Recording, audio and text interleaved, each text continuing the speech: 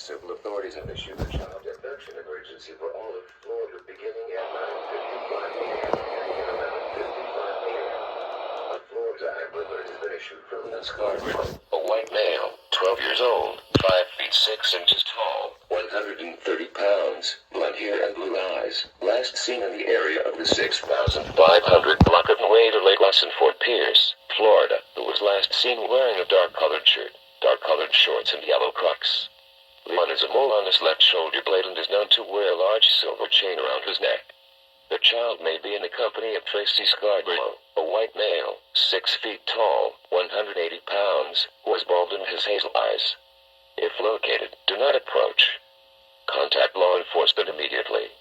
If you have any information on the whereabouts of this child, please contact the St. Lucie County Sheriff's Office at 772-465-5770 or 911 # Flimber.